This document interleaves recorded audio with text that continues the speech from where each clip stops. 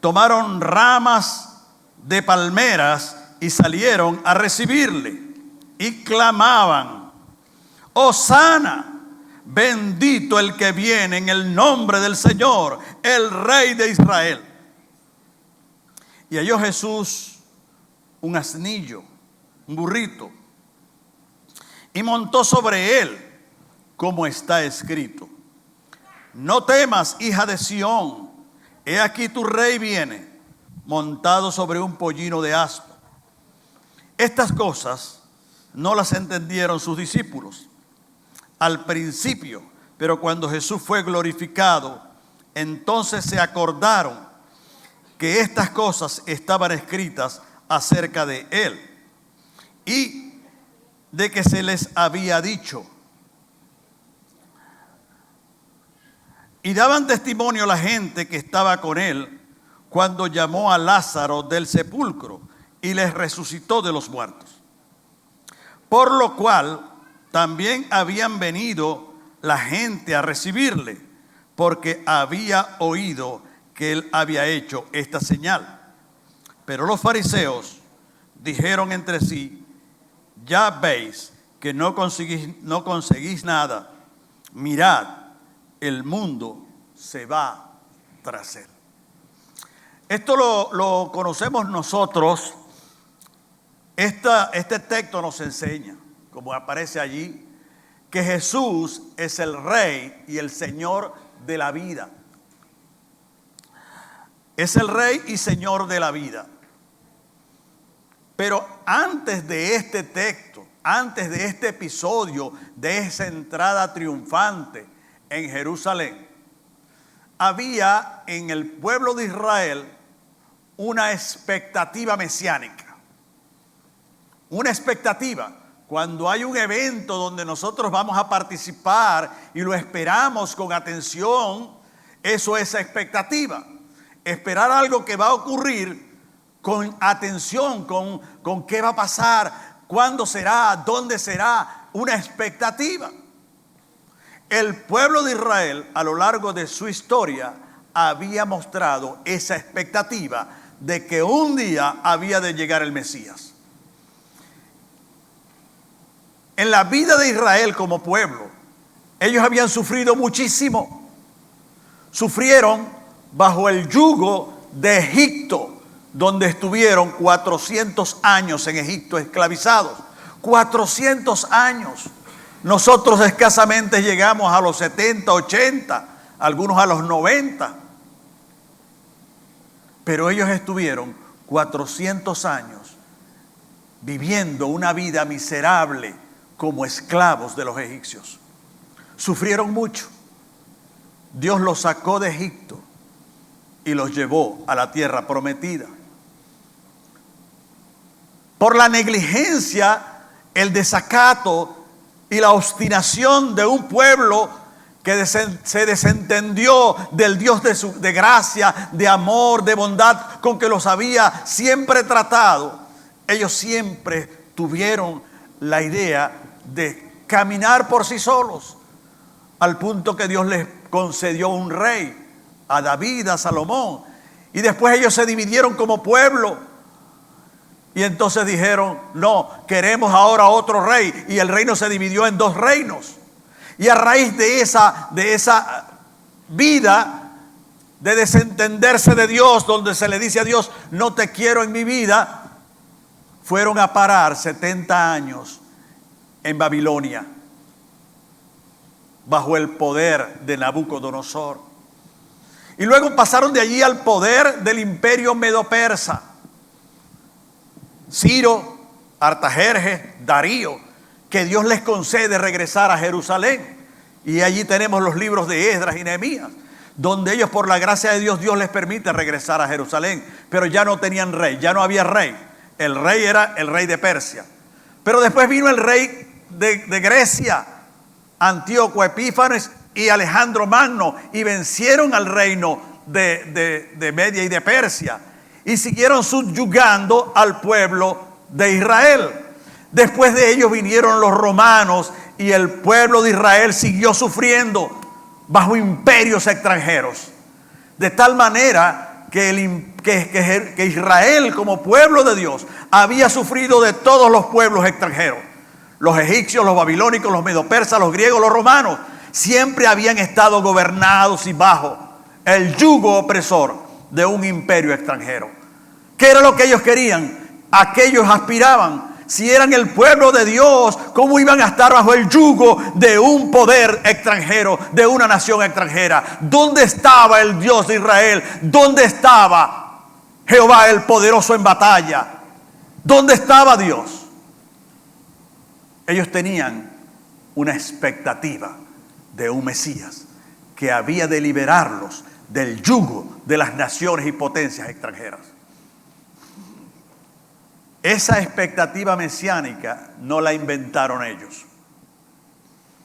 Cuando Adán y Eva pecaron, se desentendieron de Dios y arruinaron la relación con Dios y arruinaron la relación entre ellos.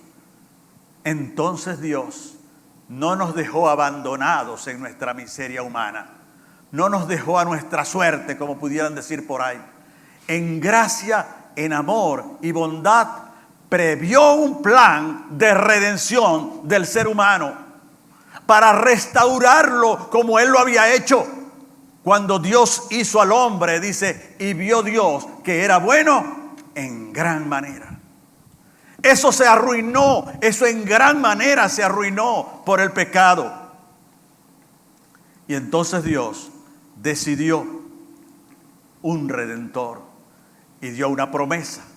Y en Génesis 3:15 precisamente encontramos esa promesa. Y le dijo a la serpiente: la simiente de la mujer, tú le herirás en el calcañar. Una herida insignificante, superficial. El calcañar es el talón. Pero le dijo: pero la simiente de la mujer te herirá en la cabeza. Una herida mortal para Satanás.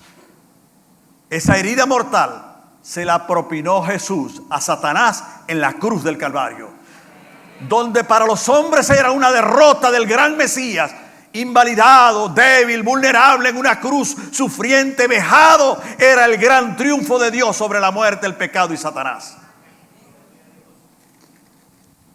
Esa era la promesa de un redentor. Ella te herirá en el calcañar. Inmediatamente allí surge. Esto es el primer anuncio de la buena noticia. A veces pensamos que la buena noticia, que es el evangelio, comienza en los evangelios, en Mateo, Marcos, Lucas y Juan. La noticia del evangelio es esta, de Génesis 3:15. Y ella te herirá en el calcañar.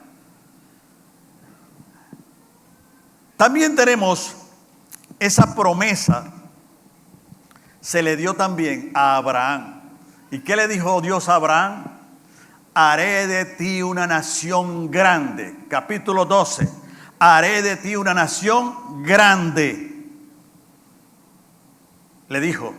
Sin embargo, había una segunda parte del versículo 12, versículo 3.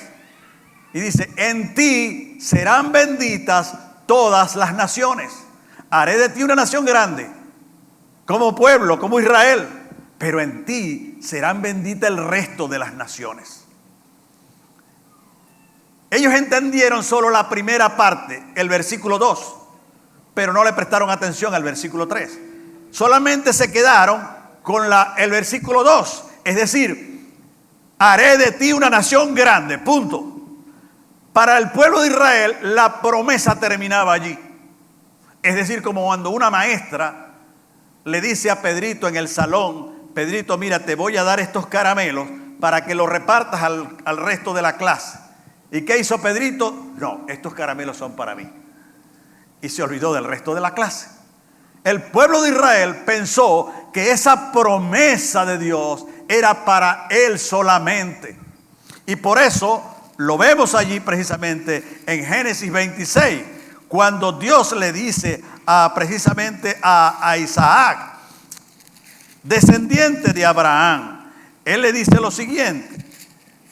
Él le dice a Isaac,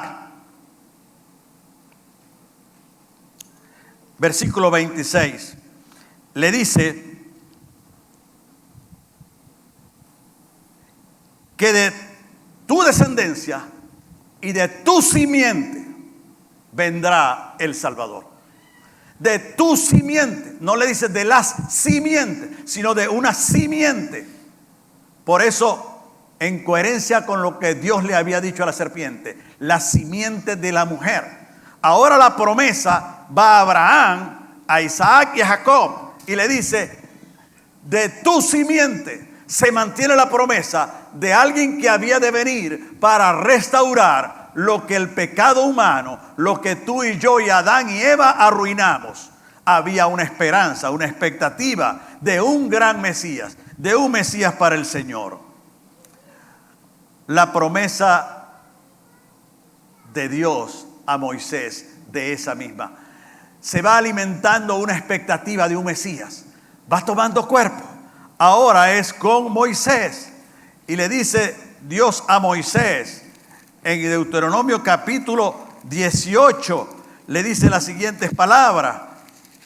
Él le dice en el versículo 15. Profeta en medio de ti, de tus hermanos, como yo, te levantará Jehová, tu Dios, a él oiréis. El versículo 18, profeta les levantaré de en medio de sus hermanos, como tú, Moisés. Entonces Dios dijo, y dice ahí el versículo, y les hablará todo lo que les mande. Ese profeta les hablará todo lo que yo les mande, le dice Dios a Moisés. Yo voy a levantar un gran profeta. A él van a oír, porque él va a guiar al pueblo de Israel. El más grande profeta del pueblo de Israel era Moisés. Los había sacado de Egipto y los había conducido, les dio las tablas de la ley en el monte Sinaí y los condujo en el desierto por 40 años. Y ahora tenemos entonces que Dios dice, hay un profeta como Moisés, pero que yo le daré a él las palabras para que les hable al pueblo. Por eso Jesús en Juan 17, en la oración al Padre, dice, Padre, las palabras que me diste les he dado. Porque eso estaba profetizado, de que él hablaría las palabras del Señor. De tal manera que sigue habiendo en los grandes líderes del pueblo de Israel la expectativa mesiánica. Se va agarrando cuerpo, va agarrando esa esperanza. Y entonces sigue, y ahora no solamente a Moisés, a Abraham, sino que también a David. En 2 de Samuel lo conseguimos. En 2 de Samuel capítulo 7, versículos 12, Dios le dice y levantaré un rey y haré de tu reino un reino estable y permanente y perpetuo. Le dice Dios al rey David. Ahora la pregunta es, ¿cómo es que David iba a ser un rey eterno? Si él era un mortal que iba a morir. De hecho murió y él le dijo, cuando mueras con tus padres, yo voy a ser un reino eterno. Habrá de venir un rey eterno. Pero resulta, como ya lo hemos mencionado, que el pueblo de Israel fue llevado a Babilonia y se llevaron a los reyes que había en ese momento también. Se lo llevaron a Babilonia. Cuando Dios les permitió regresar de Babilonia para reconstruir la casa de Dios, el templo del Señor, y reconstruir las murallas y reconstruir la ciudad, ya no hubo más rey. Se interrumpió el reinado en Israel. Y viene la pregunta, ¿cómo iba Dios a cumplir la palabra que él había dado de que habría un rey eterno si el reino se acababa de terminar? Pero Dios no es hombre para que mienta.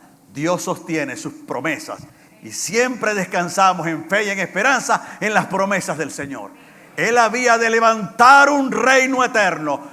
Por eso los discípulos, cuando estuvieron con Jesús, le dijeron, Señor, ¿restaurarás el reino de Israel en este tiempo? Porque ellos sabían que había de venir una restauración del reino de Israel. Y más adelante entonces David pero no solamente en David, sino que también en los profetas. Vinieron los profetas, vino Isaías, Ezequiel, Jeremías, Ageo, Jonás, todos ellos. Y no nos podemos poner aquí a ver todas las profecías mesiánicas, porque estaríamos acá mucho tiempo. Pero hablaremos de algunas, por ejemplo.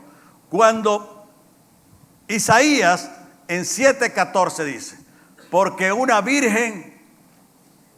niño nos es nacido, hijo nos es dado, y el principado sobre su hombro, y llamarás a su nombre admirable consejero, Dios fuerte, Padre eterno, príncipe de paz. Esa era la configuración, el dibujo, el perfil del Mesías que había de venir. Un admirable consejero, un Dios fuerte, un Padre eterno, un príncipe de paz. Y la Virgen concebirá, porque un niño nos es nacido, y llamará su nombre Emmanuel, que traducido es Dios con nosotros. Fíjense cómo Dios, desde Génesis 3:15, va alimentando la expectativa de esperanza de que Él va a intervenir en la historia con un gran Mesías. Dios mismo, dice Él, va a visitar a su pueblo. Ahora no olvidemos que Israel estaba pensando que todas esas promesas desde Génesis 3:15 eran solo para cumplimiento en Él como nación. Pero se habían olvidado que en Génesis 12, versículo 3 decía, y en ti serán benditas todas las naciones. La bendición era para toda la humanidad y no solo para el pueblo de Israel. Pero los israelitas se apropiaron que la bendición de Dios era solo para ellos. Por eso dice Miqueas también, capítulo 5, versículo 2, que dice, pero tú, Belén Éfrata, insignificante entre las ciudades de Judá, de ti me saldrá un Salvador que guiará a mi pueblo. Ya se está acercando la venida, el cumplimiento de esa gran promesa, de esa expectativa mesiánica, y el pueblo de Israel esperaba pacientemente la intervención de Dios en la historia del pueblo de Israel, de una forma decidida para librarlo del yugo de esas naciones que lo oprimían y lo aprisionaban, porque ellos pensaban que la intervención de Dios en el seno de la humanidad, en la experiencia humana, era para beneficiarlos a ellos únicamente. Pero Génesis 12:3 dice, en ti serán benditas todas las naciones. Los profetas y también vemos el cumplimiento de esa visita. Llegó el momento de la tan esperada, esa expectativa de espera del pueblo de Israel. Llegó precisamente. ¿Recuerdan ustedes cuando María fue a visitar a su prima Elizabeth?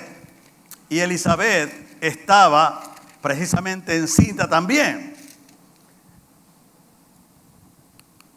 Y notamos allí que María, cuando llega a Elizabeth, su prima,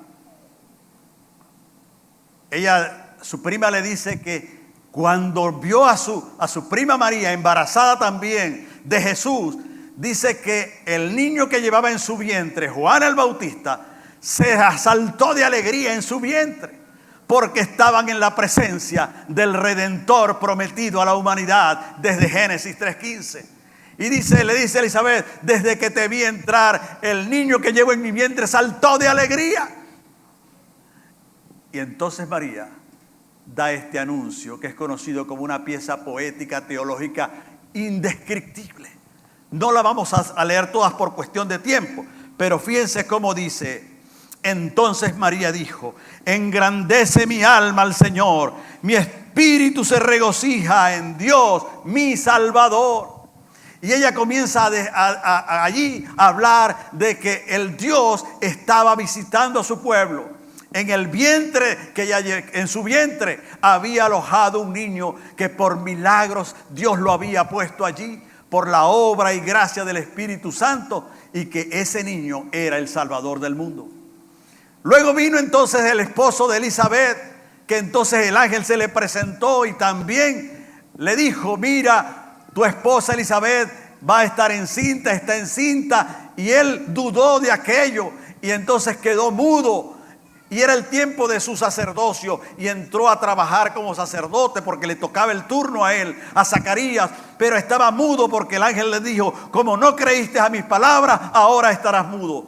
Y estuvo mudo haciendo el sacerdocio. Cuando él salió del turno que le tocaba, entonces le preguntaron: nació el niño, ¿y qué nombre le vas a poner?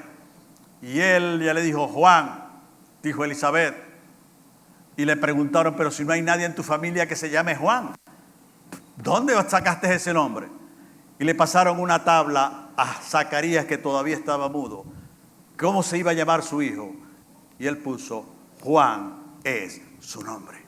En ese momento su lengua fue liberada por el poder de Dios, y él también pudo expresar el cumplimiento de la visitación de Dios, de la expectativa mesiánica, y dijo también esta anunciación, este anuncio, que dijo: bendito el Señor, Dios de Israel, que ha visitado y redimido a su pueblo y nos levantó un poderoso Salvador en la casa de David su siervo. Zacarías reconoció que el niño que llevaba María en su vientre era la visitación de Dios. Era el cumplimiento de lo ofrecido allá en Génesis 3:15, de lo ofrecido a Abraham, a Isaac, del profeta ofrecido a Moisés, de David, de un reino eterno y permanente, de lo que anunció el profeta Isaías, un Dios fuerte, un Padre eterno, un príncipe de paz. La visitación de que un niño nos era nacido y era Dios con nosotros. Entonces, en ese momento también fue el anuncio de Zacarías, pero también fue el anuncio de los ángeles. Había fiesta por doquier en esas noches judías, y estaban los pastores allá guardando las vigilias de la noche sobre el rebaño, porque cuidaban a las ovejas, y Dios les reveló a estos pastores humildes la gran noticia que estaba esperando el pueblo de Israel. Todo el pueblo de Israel, de generación en generación, de años tras años, Dios nos va a visitar, Dios nos va a visitar. Y en este momento Dios escoge a unos humildes pastores para darles la gran noticia.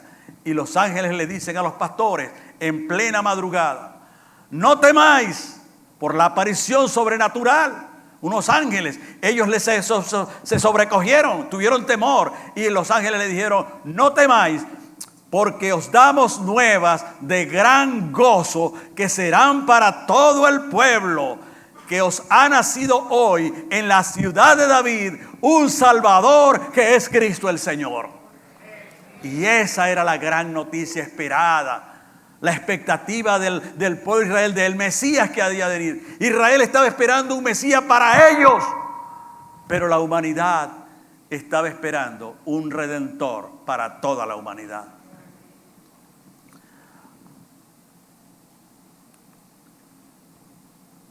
¿Qué dijo Juan el Bautista? Juan el Bautista, cuando vio a Jesús,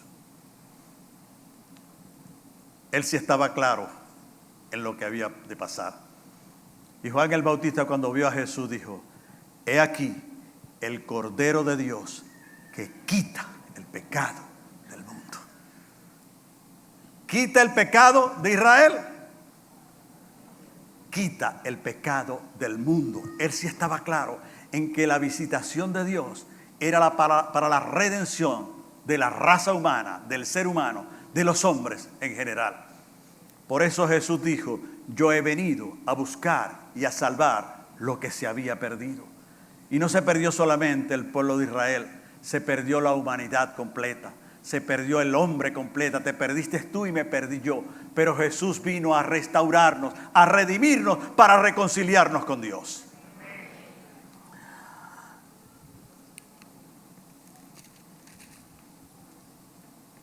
Aterrizamos en esa entrada triunfal, después de haber hecho ese preámbulo, ese peregrinaje de esa gran noticia. surge por supuesto esa entrada triunfal. La entrada triunfal tiene un antecedente, que es la resurrección de Lázaro como evidencia del rey. Cuando Jesús estaba con sus discípulos en una aldea cercana a Jerusalén, pero distante a Betania, le llegó la noticia: mira, Lázaro, el que amas, está enfermo. Ve rápido a visitarle, a sanarle, porque está en peligro de muerte. Jesús se quedó 2 días donde estaba, y al principio no podríamos nosotros entender, porque si mi mejor amigo me dice que está en la UCI del hospital universitario, yo salgo corriendo para allá. Pero Jesús no hizo eso. Se quedó 2 días donde estaba, con la deliberada intención de esperar que Lázaro muriera. Y por eso él dijo, ¿por qué lo sabemos? Porque dijo: esta enfermedad no es para muerte, sino para la gloria de Dios. Él iba a hacer que aquella muerte de aquel hombre sirviera para entronizar, para cumplir la gran expectativa de Dios para la raza humana y no solo para el pueblo de Israel. Eso será para la gloria de Dios. Y Jesús resucitó a Lázaro como el más grande evento que hasta ese momento había conocido la humanidad. Marta le decía: Señor, si hubieses estado acá, mi hermano no habría muerto, porque ella pensaba que Jesús podía sanar, pero no podía resucitar. Eso era lo que ella creía. Y María también le dice: Señor, si hubieses estado aquí, mi hermano no habría muerto. Si hubieses estado aquí, tú lo hubieses sanado, como sanaste al leproso, al ciego, al paralítico, a tantas enfermedades que sanaste. Pero Lázaro ya murió, ya no hay nada que hacer. Perdimos el tiempo. ¿Dónde está el amor con que tú lo hiciste? Igualmente, dijeron algunas personas que estaban allí: mira cómo le amaba cuando Jesús lloró. ¿No podía este que curó también al paralítico, al leproso, haber sanado a Lázaro? Pero ya no hay tiempo, ya se perdió la oportunidad. Pero no sabían que Jesús era la resurrección y la vida, que el que creyese en él, aunque estuviese muerto, viviría. Y por eso dijo a gran voz: Lázaro, ven fuera. Y se movió la piedra y Lázaro salió con aquel vendaje, pero Dios lo resucitó, lo sacó de la muerte, lo restauró, donde ese Mesías prometido venía a ofrecer vida y vida en abundancia. Y por eso entonces, con ello, los fariseos, muchas personas, dice el texto bíblico que muchas personas ante el gran evento, porque que resucitara a alguien, eso llamaba mucho la atención. De hecho, en una oportunidad se reunieron 5,000 personas. ¿Recuerdan ustedes aquellos con los peces y los panes que fueron alimentados? Pero eso llamaba la atención y a Jesús lo seguían muchas personas por las señales que hacía, los milagros que hacía. Pero no era una curación normal, era una resurrección. Y era notoria y pública. Marta, María y Lázaro eran muy conocidos en el pueblo, al punto de que había muchas personas en el sepelio de Lázaro. Y comenzó a propagarse la noticia: Jesús resucitó a Lázaro. Jesús resucitó. Jesús resucitó. Hay poder en Jesús. Hay poder en Jesús. Y entonces, en ese momento, Jesús decide separarse del lugar, porque él no quería que lo coronaran como rey en ese momento, porque había habido un intento de coronarlo como rey anteriormente. Y Jesús dijo: el momento que yo escogeré. Se separó por un tiempo. Y después volvió a la casa de Marta, María y Lázaro. Y es allí donde las personas, cuando supieron que estaba allí, fueron de nuevo en masas, en multitudes, a ver a aquel que había resucitado a un hermano muerto, ya podrido. Y entonces María, en una lectura espectacular de lo que era, ella sabía ante quién estaba, agarró un perfume de nardo puro y lo rompió y lo vació sobre sus cabellos, sobre la vida de Jesús. Y entonces la criticaron Judas dijo: ¿por qué no se vendió este perfume por mucho precio, 300 denarios, y dado a los pobres? Solo que él no estaba preocupándose por los pobres, sino que quería meter la mano en la bolsa porque era el tesorero y quería robarse el dinero. Pero Jesús le dijo: déjala, no la molestes, porque lo que ha hecho esta mujer ha sido dirigido para el día de mi sepultura. Me ha ungido, porque la tarea que tengo enfrente es para la gloria de Dios. Y esa gloria del Señor estaba por venir. Por eso nosotros encontramos allí María con gratitud. Y entonces viene y entra Jesús en un burrito. Los evangelios sinópticos, Mateo, Marcos y Lucas, nos dicen cómo lograron obtener el burrito. Juan no lo omite. Juan solo dice que venía Jesús en un burrito. Y cuando entró, recuerden que las multitudes lo estaban buscando por donde quiera. Betania quedaba cerca de Jerusalén y él vino de Betania para Jerusalén, para su Jerusalén. Y entonces las multitudes atrás de él, porque había resucitado a un hombre. Había demostrado el más grande poder, que el poder de Babilonia, de Egipto, de los medos y los persas, de los griegos y los romanos, porque no habían conocido mayor poder que este. Y dice el texto bíblico, allí en Juan capítulo 12, dice allí precisamente: al día siguiente, grandes multitudes que habían venido a la fiesta de la Pascua, al oír que Jesús venía a Jerusalén, tomaron ramas de palmeras y salieron a recibirle. Y dijeron: Hosana, bendito el que viene en el nombre del Señor, el Rey de Israel. ¿El Rey de quién? De Israel. Toda la comunidad, la multitud de judíos allí presentes en Jerusalén, que estaban en peregrinaje a Jerusalén por la fiesta de la Pascua, que se reunía toda la comunidad judía en torno al templo de Jerusalén para celebrar la Pascua judía, que era la celebración de conmemoración del gran poder de Dios al sacarlos de manos de Moisés de Egipto, y por lo tanto celebraban la Pascua. Y estaban allí y dijeron: está la Pascua, pero está Jesús. Y entonces todos estaban buscando a Jesús. En ese momento vieron y Jesús no estaba por ninguna parte. Pero fíjense que le dicen ellos: Hosana, Hosana, bendito el que viene en el nombre del Señor, el Rey de Israel.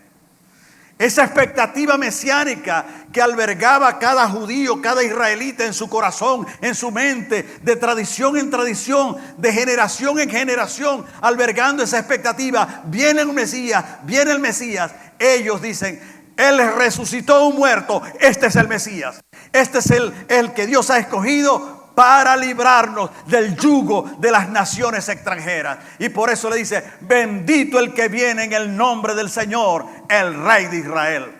En ese momento, con estas palabras, ellos están diciendo, toda esa multitud de gente: llegó el Mesías, el Rey de Israel, el que trae la esperanza para Israel.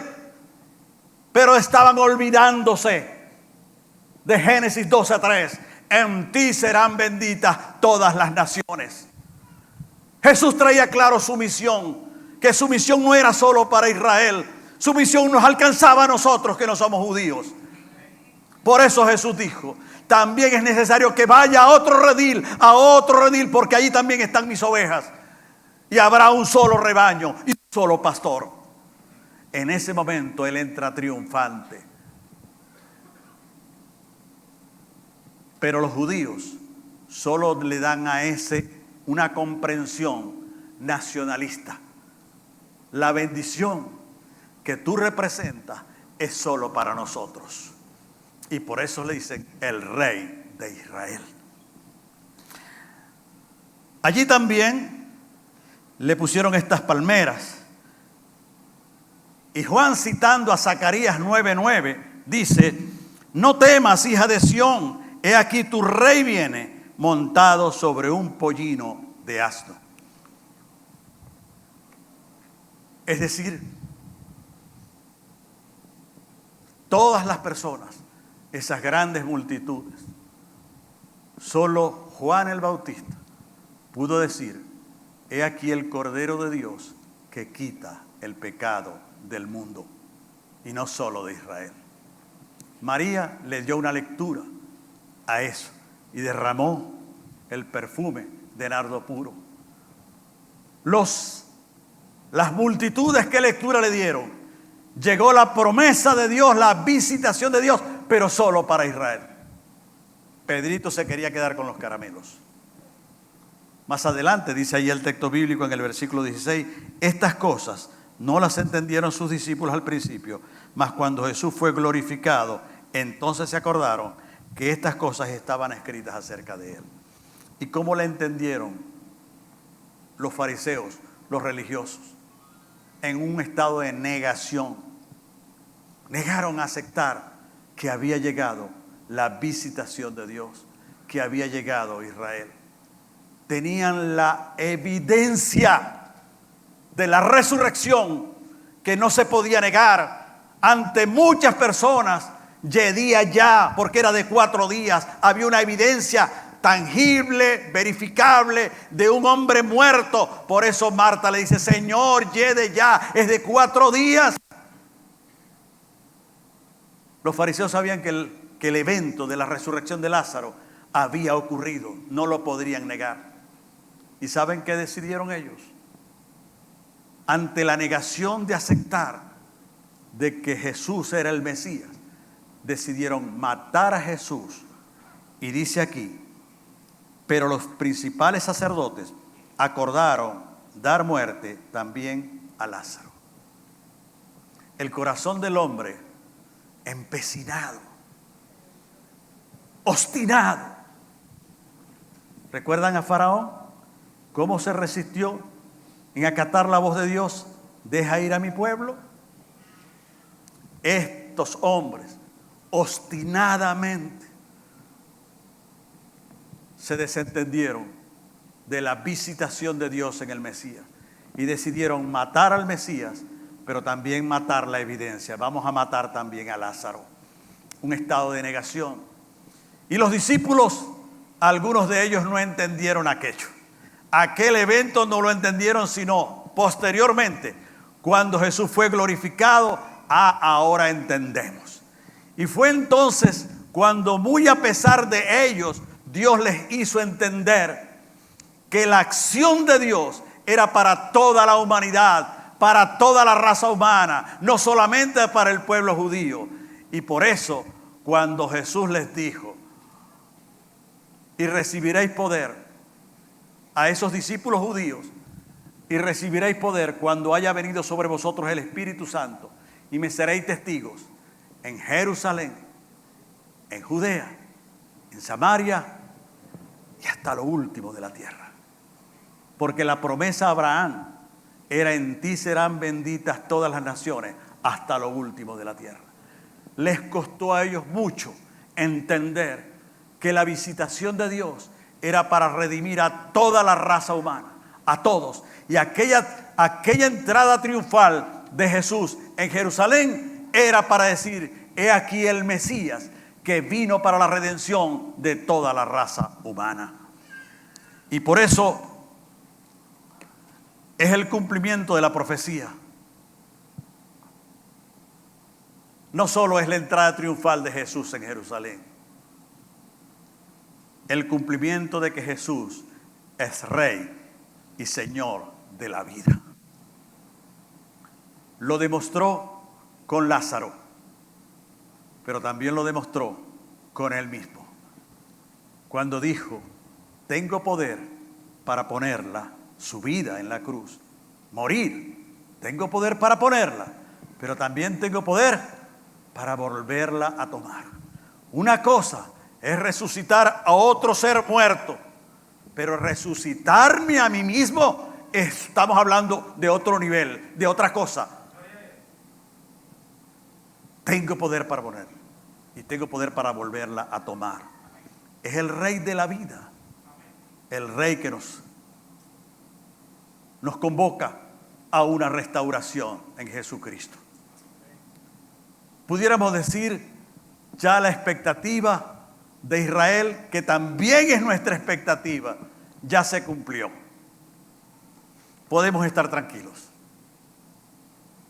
Pero nosotros como pueblo de Dios tenemos una gran expectativa. Jesús le dijo a sus discípulos: y si me fuere y os prepararé el lugar, vendré otra vez para que donde yo estoy, vosotros también estéis. Y esa promesa es nuestra expectativa actual de que Jesús viene por su iglesia y vendrá y será para nosotros y estaremos para siempre con el Señor en su segunda venida. Y vendrá y lo veremos en los ángeles. Con todo ello, nosotros estaremos en su presencia. Es nuestra expectativa que estaremos en la presencia del Señor. Dios nos bendiga y mantengamos esa expectativa de que el Señor viene pronto por su iglesia. Dios nos bendiga.